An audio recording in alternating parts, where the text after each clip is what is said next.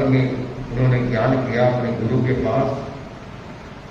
गुरु के साथ वे घूमे, धर्म का प्रचार भी करते और धर्म के प्रचार के साथ साथ लोगों को उनके भीतर में छिपे हुए कुसंस्कारों को भी खत्म करने का प्रयास करते हैं। गुरु जी चले गए, अकेले रह गए, चेला किसी को कराया नहीं था। तो धीमे धीमे इनका मन में आने लगा कि अब ज्यादा पब्लिक के बीच में नहीं रहना, एक सीमित समय के लिए रहना, बाकी अपना कुटिया में रह करके और भगवान का भजन करना, ये भावना उनकी स्थिर हो गई। फिर उन्होंने क्या किया कि 2 महीना चातुर्मास, क्योंकि सनातनी लोगों में चतुर्मास 4 महीने का नहीं होता है। कितना होता है? 2 महीने, सावन और भादवा। तो 2 महीने का चतुर्मास जहां करूंगा, वहां कथा करूंगा, कीर्तन करूंगा, भजन सुनाऊंगा, लोगों को धर्म की बात बताऊंगा, लोगों से बातचीत भी करूंगा। और बाकी जो 10 महीना है मैं इतना संभव प्रवचन भी नहीं करूंगा, बहुत जरूरी हुआ तो बात करूंगा, बात भी नहीं करूंगा। और जहां तक हो सके मैं शहर में जाऊंगा कि नहीं, रहूंगा तो नहीं बिल्कुल भी, किंतु कब जाऊंगा और शहर के बाहर और आगे जंगल में कोई जगह मिल जाएगी तो मारूंगा। इस चिंतन के साथ जगह देखी तो एक शहर के बाहर एक छोटी छोटी कुछ पहाड़ियां थी। उस पहाड़ियों में हरे भरे वृक्ष थे, फलों के वृक्ष भी थे, पानी का भी साधन था और एक पहाड़ी में गुफा भी थी।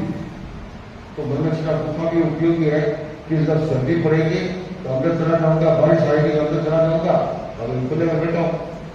पहाड़ी के ऊपर बराबर की जगह भी साफ सुथरी, वृक्ष बड़े बड़े थे, गर्मी लगती नहीं थी, क्योंकि झाड़ों की, वृक्षों की, पेड़ों की छाया बहुत अच्छी थी।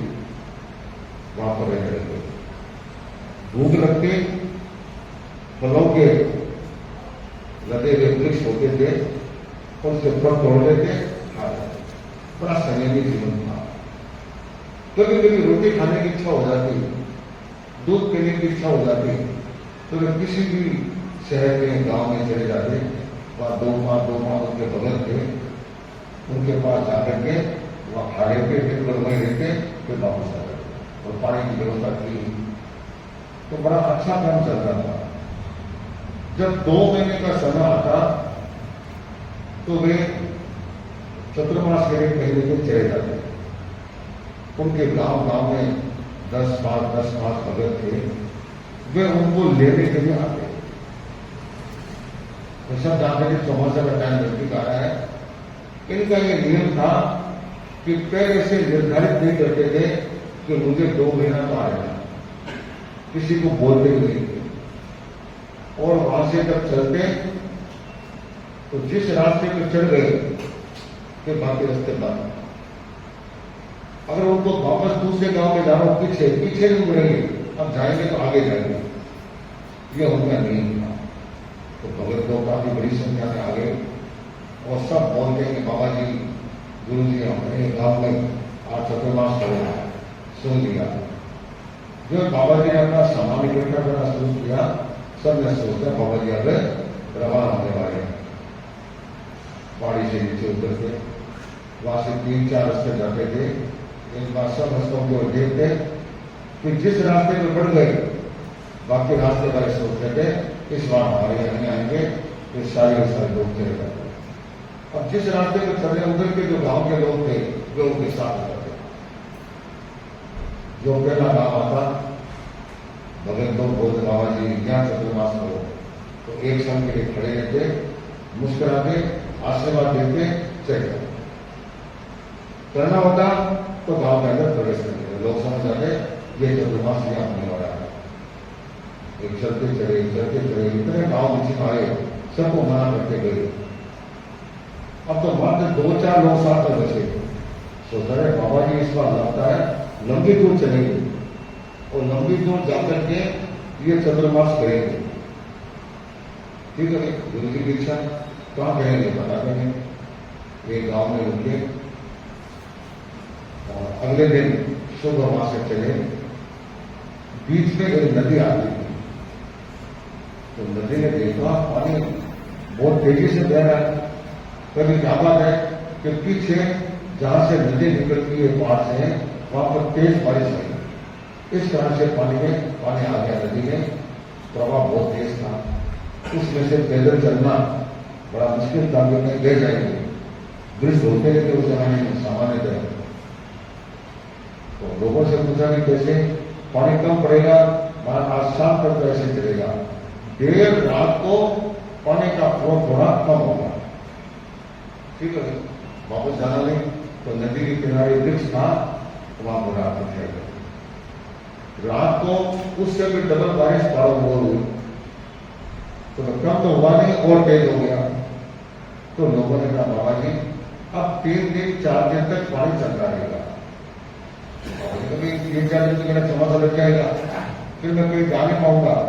ठीक है, आगे का से पीछे जाना नहीं, आगे नदी आ गई। अब नदी के किनारे चल गए। लोग सारे निकल, लोगों से कहा तुम जाओ, मुझे जैसा करना होगा तो बता। भाई अंतिम दिन आ गया, आषाढ़ शुक्ला एकादशी का। एकादशी के दिन चतुर्मास बैठता है। एकादशी को एक गांव आया, 70-80 परिवार हुए। जो गांव में आए लोगों ने सोचा अपने गांव में बाबा जी कैसे आते। अपने गांव में बाबा जी आते नहीं तो अपना कोई रूट में नहीं है, एकदम कच्चे रास्ते में तोड़ने वाला रास्ता है। तो अपने गांव में कोई बाबा और बाहर के लोग कोई भी आते आगे बाबा जी कैसे आ गए, रास्ता भटक गए। लोगों ने बाबा जी कैसे हमारे गांव में कैसे पधारना हुआ। ताकि बात यह है, जाना तो मुझे आगे था, नदी पार करके, तो नदी में पानी आ गया। तो बाबा जी पानी को 2-4 दिन रहेगा। अब मुझे चतुर्मास का आज अंतिम दिन आ गया, अब कहीं न कहीं चतुर्मास करना पड़ेगा। आज कहीं बैठ गया तो बैठ गया, 2 महीना मुझे कहीं जाना नहीं।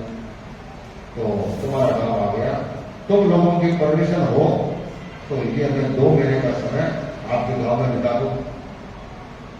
बाबा जी बिता तो देंगे, किंतु ये बताओ आपकी रिक्वायरमेंट क्या है, 2 महीना रहेंगे फिर रिक्वायरमेंट क्या है। अभी देखो मेरे को एक कमरा दे दो, यानी चकुटिया बना दो, झोपड़ी की कोई दिक्कत नहीं मुझे। तो बाबा जी बस कमरा हमारे गांव में है, मंदिर के पास एक 8x8 का कमरा, और मुझे क्या चाहिए 3x6 की जगह चाहिए। 8x8 तो बहुत बड़ा है, इसमें आपने जो आगे बरामदा है, खुली जगह है, तो जो जगह बहुत अच्छी है। तो बाबा जी और बोलो क्या चाहिए। तो एक बात यह है कि मेरे को एक टाइम भोजन देता हूं, सुबह में कुछ नहीं खाता हूं, एक टाइम 11-12 के बीच में मुझे भोजन की आवश्यकता है। भोजन आप लोगों को व्यवस्था करना। और शाम को मैं खाना नहीं खाता हूं, मात्र दूध पीता हूं गाय का। गाय तो बहुत हमारे गांव में। आपकी कितनी मात्रा है, मात्रा मेरी अच्छी है, मैं 1 शेर दूध पी जाऊँ, 1 शेर में तो 1 लीटर दूध पीता हूँ। मुझे दूध की तो कमी है ही नहीं, सारी व्यवस्था हो गई। फिर भी हम गांव वाले आपस में चिंतन कर लेते हैं।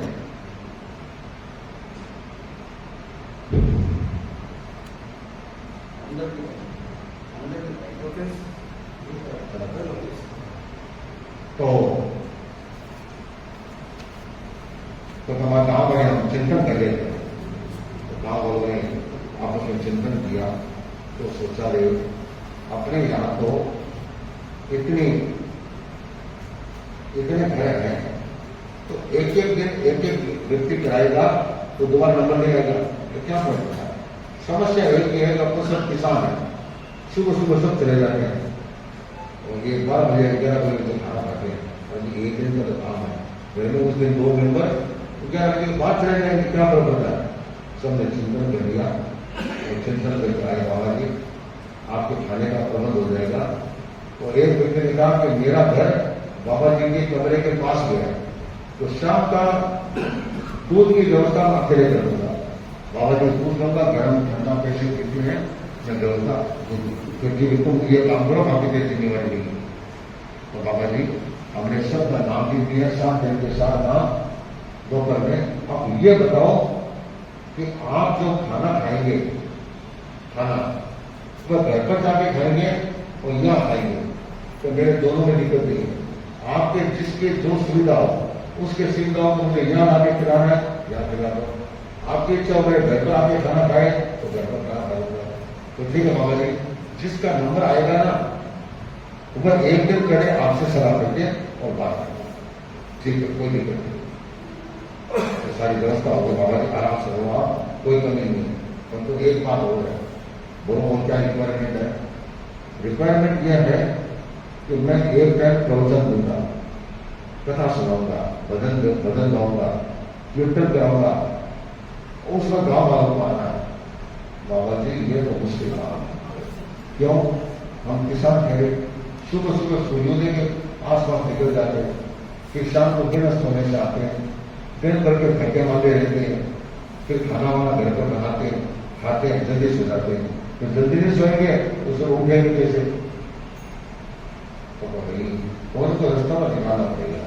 तो बाबा जी आप बताओ, एक काम करो, तुम सुबह सुबह आ सकते हो, सुबह तो आप जितना बजे कहोगे उतना बजे आ जाएंगे, बाद में नहीं मिलता। तो एक काम करो, सूर्योदय के 50 मिनट पहले आ जाओ और सूर्योदय के 5 मिनट पहले मैं तुम्हारे को छोड़ दूंगा, बाकी सुबह आ जाएंगे। सुबह सुबह भाई कोई दिक्कत नहीं, सुबह सुबह भाई चौमासा लग गया। अगले दिन से लोग सुबह सुबह आ जाते, बाबा जी प्रवचन देते, कथा सुनाते, भजन गाते, कीर्तन कराते और फिर सूर्योदय से पहले उसको क्रम कर देते। तो गांव पूरा गांव आता माहौल सोचा ये बढ़िया है, अपन को भगवान का भजन सुनने का मौका मिलेगा, इससे बड़ी और क्या खुशी हो सकती है। सब बड़े खुश थे और सुबह चले जाते। बाबा जी ने भी सोचा मेरे भी फायदा है, तो सुबह सुबह सारा काम हो गया तो मैं भी फ्री, ये भी फ्री, तो मैं मेरा सुबह घूमने चला जाता। तो बाबा जी प्रवचन देते और प्रवचन देने के बाद पास में नदी थी, उसमें पानी देता, तो वहां चले जाते, वहां स्नान करते, स्नान करके नदी की रेत में बैठ करके अपने योगा करते, ध्यान करते, भगवान का भजन करते। 10 सवा 10 बजे फिर नदी से अपने कुटी का और 11 से 12 बजे खाना खाए थे, तो रेस्ट करे थे कि लोग कोई बात करें और करते तो अपना भजन कीर्तन क्या करेंगे।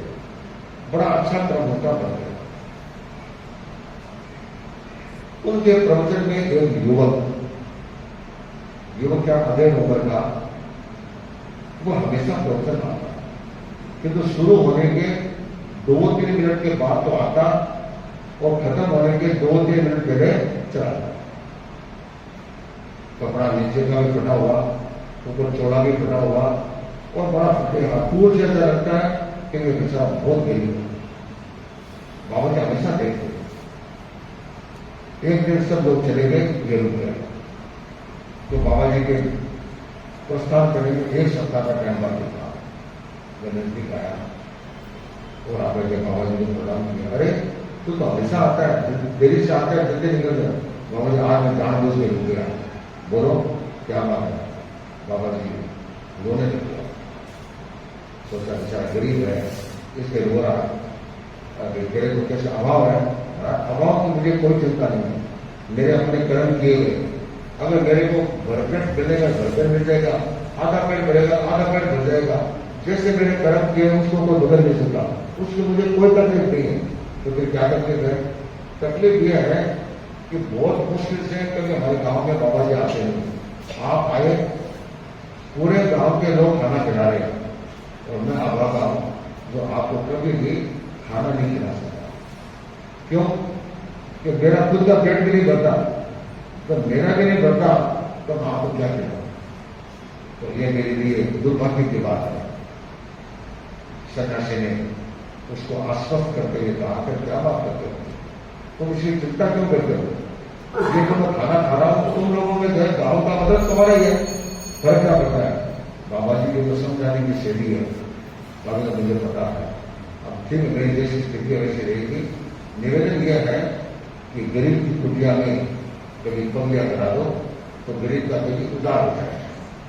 आपकी अनुकूलता हो तो मेरे घर पर जरूर पंगिया करना, घर पर आना, देखते जैसा मौका होगा चला गया। अब हमेशा प्रवचन के बाद उठ जाता है, हमेशा वो बाबा जी जब कभी भी अनुकूलता हो कृपा करना, बस बोलता है अच्छा लगता है। अब मात्र 2 दिन बाकी थे प्रस्थान करने में, ये चला गया। लोगों से पूछा ये आदमी कौन है? हमारे गांव का है, बहुत गरीब है, तो है बहुत भला, नेक दिल इंसान है। हमारे गांव में कोई थोड़ा बहुत काम होगा ये कर लेता है, तो थोड़ा बहुत भी फंक्शन होता है हम इसको बुला लेंगे, खाना खिला देंगे। इसको बहुत सेवा किया, हमने इसका डिजाइन का तस्वीर नहीं है, ऐसे चलता है। ठीक है, उसका घर का घर का एक झोपड़ा है। आप जब नदी पर जाते हैं ना, तो जब वापस आए तो ऊंचाई के ऊपर एक झोपड़ा बना हुआ है, एक ही झोपड़ा है, उसमें ही रहता है। ठीक है, अगले दिन नदी में गई, बाबा जी हमेशा जाते थे, स्नान किया, अपनी साधना की। 10 बजे जब वहां से प्रस्थान किया तब उन्होंने ध्यान दिया, आज ऊंचाई पर देखा, ये झोपड़ा ये उस भगत का है। तब का चढ़े ऊपर और झोपड़ी के पास आते आते कहा, ओ भगत हम आगे। बेचारा भगत बाहर आया, दंडोत प्रणाम किया, बाबा जी बड़ी कृपा की, आज हमारी गरीब की कुटिया पर आप लगा गए, बड़ा निहाल कर दिया आपने तो, और बड़ा जबरदस्त काम किया, बड़ा खुश है।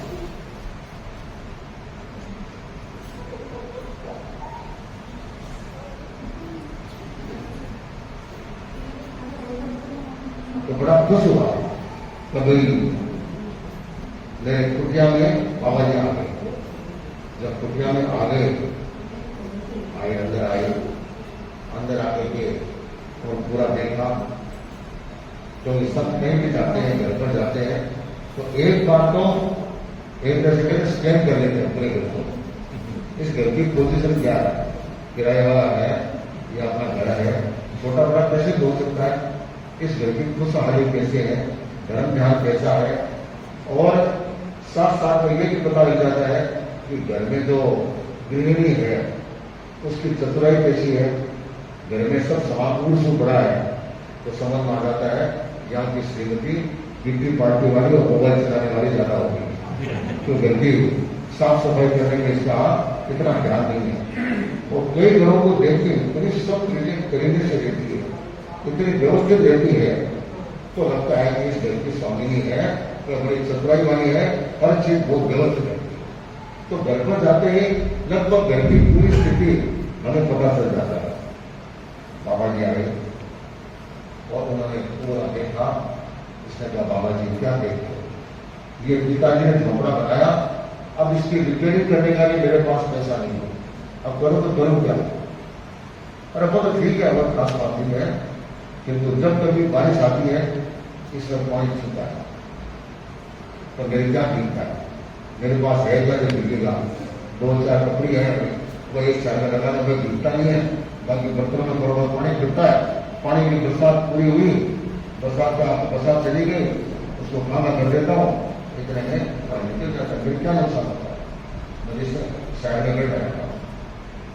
बहुत ठीक है, बाकी क्या है, ये क्या है, भैया महाराज ने आटा औसत देगी, कठोर की है, पुराने जमाने लकड़ी की कठोर की होती है, आटे टोके होते से या परात होती होगी, उसमें करके हो गए, तो वे कोई टूटी हुई थी, तो पराठे टूट गई। अब इसको नई खरीदने में उतना पैसा नहीं है, तो मेरे को करना आटा रोशन है, थोड़े खेती करके और आटा रोशन लेता है।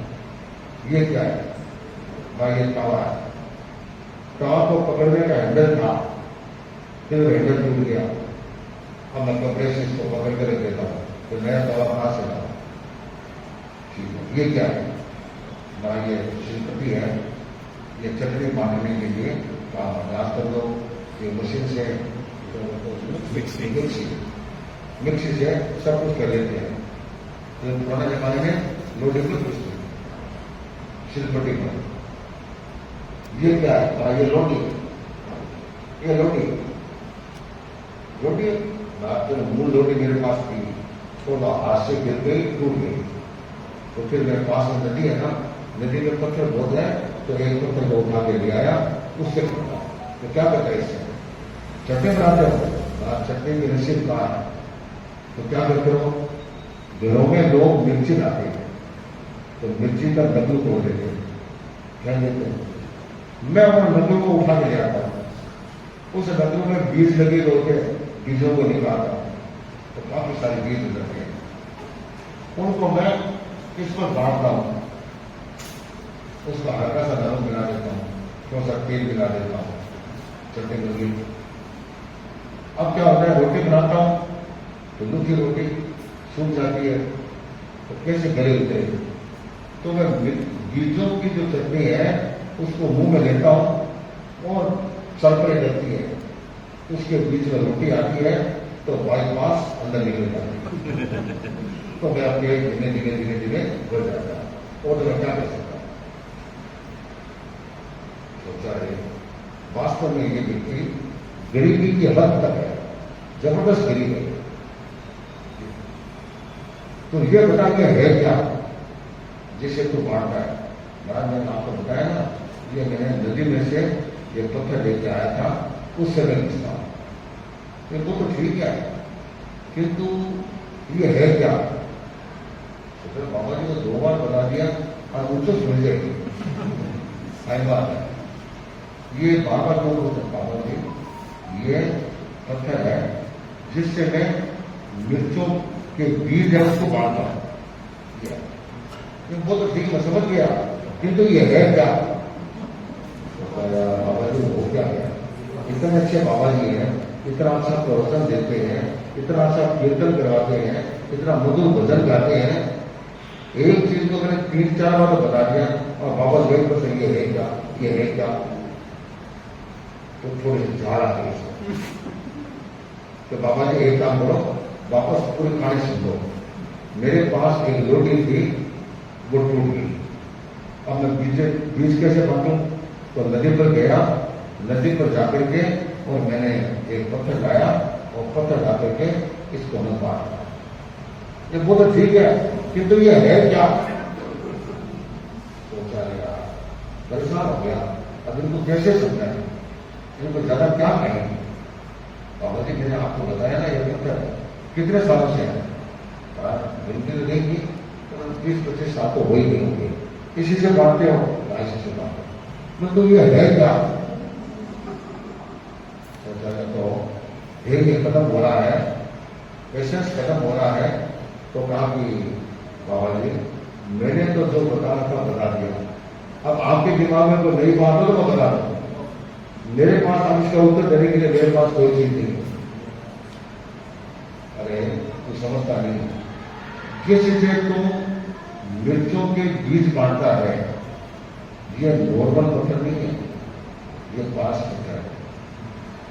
पारस पत्थर ये क्या होता है, पारस पत्थर क्या होता है। मान लो किसी के मार्बल का काम है, पारस स्टोन नाम रख सकता है, तो ये पारस पत्थर क्या है। तो कहा कि तुम जानते नहीं हो, इस पारस पत्थर का बड़ा मूल्य है और तुम कहते हो कि मैं बड़ा गरीब हूं, मेरी दृष्टि में इस दुनिया का सबसे अमीर आदमी तुम ही है। इसको गुस्सा आ गया। इसलिए तो बाबा जी मजाक उसी व्यक्ति से करनी चाहिए जगह पेट भीजल हो गया। बेचारे भूखे आदमी के साथ मजाक नहीं करनी चाहिए। अरे मैं ये थोड़ी बात देता हूं, तुम अमीर हो इसीलिए मैं बोलता हूं। कैसे हुआ, एक मैंने तुमको कहा ये सामान्य पत्थर नहीं है, ये पारस पत्थर। अरे पारस पत्थर का मतलब क्या, ये बेचारा जानता नहीं था। पारस पत्थर का मतलब ये है, ये पत्थर किसी के लो के लगाओ तो वह लो क्या बन जाएगा, सोना बन जाएगा, सोना बन जाएगा। इसके हराने से स्पर्श करने से सोना बन, हमें तो सोना बन जाता है। ले एक क्षण लगाओ, बता तेरे पास लो की कोई चीज है क्या। देखा उसके पास तो लो की चीज भी नहीं, एक साकर पड़ी थी, उसके दुनिया भर का जंग लगा हुआ था, जंग की काम करके नहीं। देखा तो ऊपर एक चिमटी लटक रही, पुराने जमाने लोग की एक चिमटी होती थी, उसमें एक पूरे देने वाला, एक कांटे को पकड़ के निकालने वाला और एक कान में से चिमटी काटने वाला। कान को मेन 3 का एक झुमका होता था, तो वह टंगा हुआ था, उसको उठा तो बाबा जी और तो कुछ इतना सा ला दिखा, जो उस पत्थर को लगाया सोने का होता। वो तो बेचारा भगत कभी उस चिंगड़ी को देखता है, कभी बाबा जी ने देखा है, कभी पत्थर न देखा है। आंखें बड़ी बड़ी खुल की सारी की सारी, जब अपना तो काम ही नहीं। और बाबा जी ने चरण कर गया, बाबा जी मेरे को तो आज तक पता ही नहीं, 20-25 साल हो गए इसी पत्थर से मैं मिर्चों के बीज बांट रहा हूं। तो मैं तो बड़ा मूर्ख हूं, मैं तो बड़ा बेवकूफ हूं जो हरे बीज बांटता रहा और इसका सदुपयोग नहीं किया। आज आप बता रहे तब इसके रहस्य का पता चला है। सन्यासी ने मुस्कुराते हुए कहा कि भगत, मूर्ख और बेवकूफ तो अकेला नहीं है, ये दुनिया के लगभग सभी व्यक्ति मूर्ख और बेवकूफ है। बाबा जी कैसे लिया कि तुमको पारस पत्र का ज्ञान नहीं था, इसलिए तुम बीज बांटते रहे। लोगों को तो ये भी पता है कि भी जो मानव जीवन है ये भी पारस पत्र से कम नहीं है, बड़ा उपयोगी है। जानते हुए भी इसका सदुपयोग नहीं करते, इसका दुरुपयोग करते हैं। और दुरुपयोग करते हैं तो वे क्या कहना कि मूर्ख और बेवकूफ, उसके बाद वो दिक्कत रह गई। तो हिंदू में नहीं हो, ये दुनिया में अधिकांश लोग इसी कैटेगरी में आते हैं। उनको प्रेरणा देते हैं, उनको बातें बताते हैं, किंतु बहाना बना करके साइड में से पतली गली से निकल जाते हैं। हम समझ जाते हैं कि ये पतली गली से निकल रहा है, नुकसान किसका हुआ? उसी का हुआ, हमारी को परंपरा नहीं। हम तो हमारी साधना कर रहे हैं, साधना के साथ साथ हम देखते हैं कि भी हमारी प्रेरणा से किसी का थोड़ा कल्याण हो सके, कोई आध्यात्मिक बन सके, थोड़ा बहुत अपने आप को सुधार सके, अपने आप से लाभान्वित हो सके, इसके लिए हम प्रयास करते हैं। मानो हमारा कल्याण, नहीं मानो तुम जानो, हम क्या कर सकते हैं? हमारा काम प्रेरणा देना और सही रास्ता दिखाना है। अब तो मैं क्या देखूं, मैं कहूंगा, ये करूंगा, मैं करूंगा। सन्यासी ने टोकते हुए कहा, भैया ऐसा मत करना, डूब जाएगा। इतने दिन तुम अभाव में रहा है, अब एक साथ भोग विलास में फंस गया, दुर्गति में चला जाएगा, फिर ये मानव जीवन का कोई उपयोग नहीं होगा। बाबा जी आपने बहुत अच्छा ज्ञान दिया। अब तो मैं उतना ही खर्च करूंगा जितना मेरे लिए अनिवार्य है, बाकी फालतू का मैं आडंबर ये सब कुछ नहीं करूंगा। उसके जीवन का सुधार होगा। अब एक ये कहानी है, एक प्रसंग है, किंतु हमें ये प्रेरणा देता है कि हमें ये दुर्लभ मानव जीवन मिला है। इस मानव जीवन का हम उपयोग कैसे करते हैं, सदुपयोग कैसे करते हैं, और इसमें रहते हुए हम समय का सदुपयोग कैसे करते हैं, ये भी हमारा चिंतन होना चाहिए। हम लोग दिल्ली की परिक्रमा करते करते, और दिल्ली में समझो ये दिल्ली से संलग्न और निपुण शेपटॉन दिल्ली में हमारा एक दिन का प्रवास हुआ। आपकी भावना भी बहुत, हमारी भी बहुत, और कुछ मजबूरियां हैं, समय का अभाव है, नहीं रह पा रहे हैं, किंतु यहाँ आकर के हमें बड़ी प्रसन्नता हो रही है। अगर हमारे पास अवकाश होता तो हमारा मन तो हो रहा था कम से कम 5 दिन का प्रवास तो भावना की बात बता रहा हूं, समय की बात तो अलग है, किंतु बड़ी अनुकूलता कितनी, अगर बरसात आ जाए ना तो भूकंप मारा है और गलत के बहुत ही है कि मैं चढ़ गया होगा, 14-12 चढ़ गया, कभी रोटी पानी की तकलीफ नहीं, और जगह तो फिर भी थोड़ा बहुत एडजस्टमेंट होता है, तब जाकर थोड़ा बहुत काम होगा। या तो ये भी तकलीफ नहीं है, या तो दबाव है, कोई कमी नहीं, इतना अच्छी एरिया है। ये बरसात के मौसम जब चलती है, इस एरिया में आ जाओ, कोई कमी नहीं है। और फिर आप जैसे लोगों की भक्ति भावना और दिन भर लोगों का आवागमन और उपयोग करना कितनी बड़ी बात है। तो यहाँ आकर के हमको अच्छा लगा, नहीं आकर के कमी रह जाती, तो हमें बड़ी खुशी है कि यहाँ पर आए हैं। अब खुशी में वृद्धि तब होगी दो बातें। एक तो आपकी काकड़ में आते हैं ना, तब थोड़ा सा आप जानते हैं कि जब मुसर कर रहे हैं बाजी के आगे सामने में प्रयास करें, तब तक महाराज लोग है ना, शायद प्रोग्राम आपका डिक्लेयर करता है, थोड़ा सा और सजग चले हो तो शायद चले बन जाओगे, तो शायद कुछ अनुकूलता आपके बैठ सकती है। दूसरी बात, यहां से जाने के बाद भी आपका रेस्पॉन्स पॉजिटिव रहेगी, तो फिर क्या होगा, सब बात देखो लोग अपन एक दिन रुके, किंतु ये लोगों ने कितना लाभ दिया है, हर प्रवृत्ति में कुछ न कुछ लाभ दिया है। तो फिर हमारे जीवन आएगा, तो थोड़ा सा अनुभव मिलेगा, निपुण में हमको जरूर जाना है। ये हमारे को आने के लिए मजबूर करना ये आपके हाथ में है। अब कैसे करेंगे ये आपको सोचना है। देखो चतुर्मास में हमारे कई कार्यक्रम चलते हैं, प्रातःकालीन प्रवचन, आगम का आराध्य की श्री चरणों उपस्थित धर्म प्रेमी बंधुओं और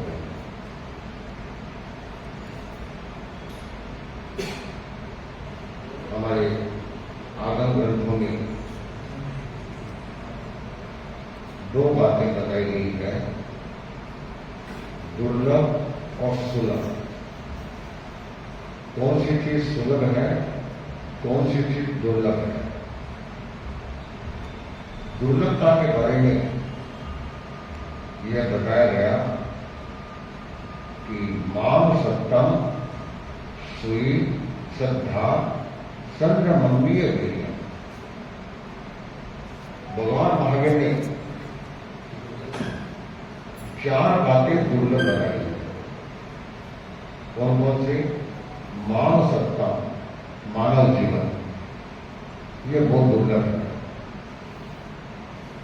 क्योंकि अनंत अनंत जीवों में मनुष्य कितने हैं, वो सीमित है।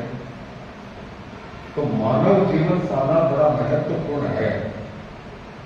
मानव बनने के बाद दूसरा दुर्लभ तत्व क्या है? सुई, श्रुति, अर्थात धर्म की बात सुनने का मौका मिलना। आज अरबों मनुष्य है, पर किस किस को धर्म, अच्छा धर्म सुनने का मौका मिलता है? कितने कितने जंगलों में रहने वाले आदिवासी हैं, कितने अनार्य हैं जो धर्म ग्रंथ को जानते नहीं हैं। ऐसे व्यक्ति हैं, तो धर्म श्रवण करने का उनको कहां मौका मिलता है? तो अगर 100 आदमी है तो मुश्किल से 5-10 लोगों को धर्म करने का या धर्म सुनने का अवसर मिलता है। धर्म श्रवण कर लिया, उसके बाद श्रद्धा, जो सुना उस पर श्रद्धा होना। सुनते तो बोलते हैं, किंतु सुनने के बाद उस अध्यात्म पर, उस तत्व पर, उस धार्मिक आदर्श पर श्रद्धा होना, यह तीसरा दुर्लभ तत्व है। और चौथा और अंतिम दुर्लभ तत्व है संयमनीय वीर्य। त्याग में, संयम में पराक्रम होना। मानव जीवन मिला, अच्छा श्रवण करने का मौका मिला, श्रद्धा भी जागृत है, किंतु जीवन में उतारा नहीं, उसको इम्प्लीमेंट नहीं किया, उसको जीवन में क्रियान्वित नहीं किया, जीवन में उसका अनुपालन नहीं किया, जीवन में उसको उतारा नहीं, अवतरित नहीं किया। इसका मतलब चौथा दुर्लभ तत्व गायब हो गया। जो सुनते हैं उसको जीवन में जितना किंचित उदाहरण, जितने ताकत है, जितने सामर्थ्य है, जो उपयोगितापूर्ण है और जो अति आवश्यक है, उसको तो जीवन भर के लिए उतारना, उससे तो कोई कॉम्प्रोमाइज करना नहीं। और बाकी चीजें जितने सामर्थ्य हो, जितने ताकत हो, उसका अनुसरण करना, अनुपालन करना, यह हमारे लिए बहुत जरूरी होता है। जब तक हम दुर्लभ तत्व को नहीं समझेंगे, तब तक आगे कैसे बढ़ेंगे? दुनिया में भी बहुत सी चीजें हो सकती है जो दुर्लभ है। जो व्यक्ति दुर्लभता को समझ करके त्याग में, संयम में, श्रद्धा में आगे बढ़ेगा, वह अपने इस दुर्लभ मानव जीवन का सही उपयोग कर पाएगा, सम्यक उपयोग कर पाएगा। अन्यथा अगर दुष्प्रवृत्ति में चला गया तो उसके लिए दुर्गति का द्वार हमेशा खुल जाता है, फिर सदगति मिलना उसके लिए दुर्लभ हो जाता है। इसलिए हम दुर्लभता को समझें और उसके अनुसार अपने आप को बढ़ाएं। अगर इसका उपयोग नहीं किया, फिर बाद में पश्चाताप के सिवाय, खिन्नता के सिवाय, हताशा के सिवाय आपको कुछ भी मिलने वाला नहीं है।